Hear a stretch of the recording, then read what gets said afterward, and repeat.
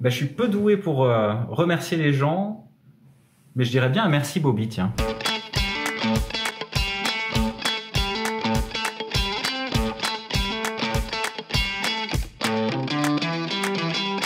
Bonjour, je m'appelle Jonathan Marin, j'ai 35 ans et je suis responsable indemnisation groupe pour les transports Epner.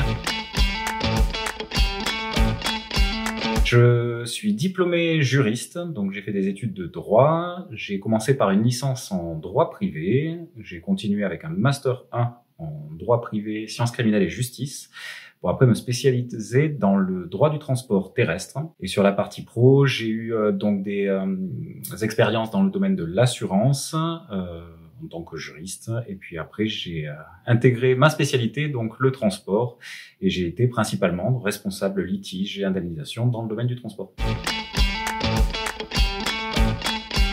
Les Transports Epner, c'est une société assez ancienne qui est née en 1925, qui est basée à Strasbourg et qui est spécialiste dans les organisations de transport. Donc, nous sommes un transporteur et commissionnaire de transport et on organise des solutions en vue d'acheminer dans le monde entier des marchandises pour nos clients. Nous avons un réseau qui est présent dans pas mal de pays, si je peux en citer quelques-uns, donc l'Espagne, les Pays-Bas, l'Allemagne, et puis depuis récemment également la Suisse et la Belgique. Alors, responsable d'indemnisation, c'est l'ancienne terminologie, on pouvait dire responsable litige. Donc, nous sommes en charge de régler les pertes et les avaries pour nos clients. Certaines structures font aussi les retards, mais nous sommes vraiment spécialisés sur les pertes et les avaries. En gros, lorsqu'on a un aléa qui peut arriver sur la route, on est là pour vérifier si ça rentre dans le cadre légal et puis indemniser selon les limitations soit contractuelles, soit légales, des indemnisations pour nos clients. Ce qui m'anime le plus dans mon métier, c'est de pouvoir accompagner mon équipe. J'ai une équipe de 13 personnes, donc pouvoir développer leurs compétences et aussi pouvoir les former, les faire grandir. C'est également accompagner l'intégralité des membres donc de mon groupe, que ce soit en agence ou aussi au comité de direction, afin de pouvoir leur donner tout le cadre légal lié à l'indemnisation et aussi tout ce qui est développement contractuel ou autre. Et pour terminer aussi, accompagner les clients, puisque c'est eux qui font vivre l'entreprise en premier lieu, et de pouvoir les aider à comprendre notre réglementation, ainsi que comprendre les motivations de mon service dans le traitement de leur dossier et leur instruction.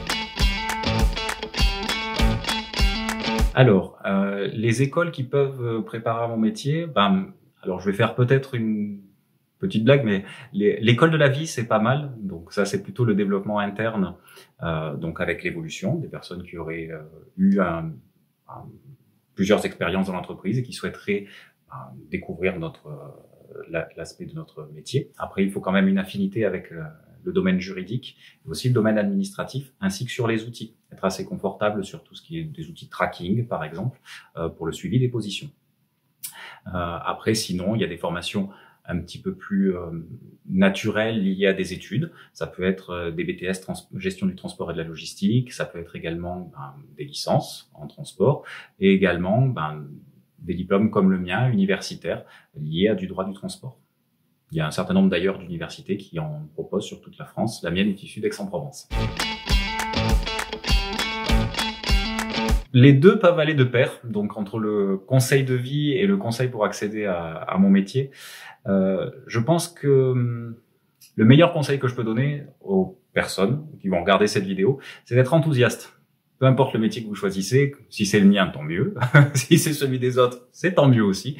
Le mieux, c'est de pouvoir aller avec enthousiasme dans votre carrière et puis de pouvoir vous lever le matin en étant motivé, en étant content de ce que vous faites. Il peut y avoir des moments hauts et des moments bas, mais le plus important, c'est de toujours garder l'enthousiasme d'accéder à votre profession et d'être content de vibrer pour votre métier. Alors, en dehors du travail, je fais du mentorat pour accompagner les jeunes dans leur démarche. Et après, j'aime beaucoup le milieu associatif. Pendant très longtemps, je faisais ce que je pratique et pratiquais surtout pas mal la langue des signes. Et du coup, je faisais de l'accompagnement pour la formation informatique de personnes âgées qui étaient devenues déficientes auditives. Donc oui, et j'aime beaucoup le bénévolat et je souhaite poursuivre dans ce domaine-là.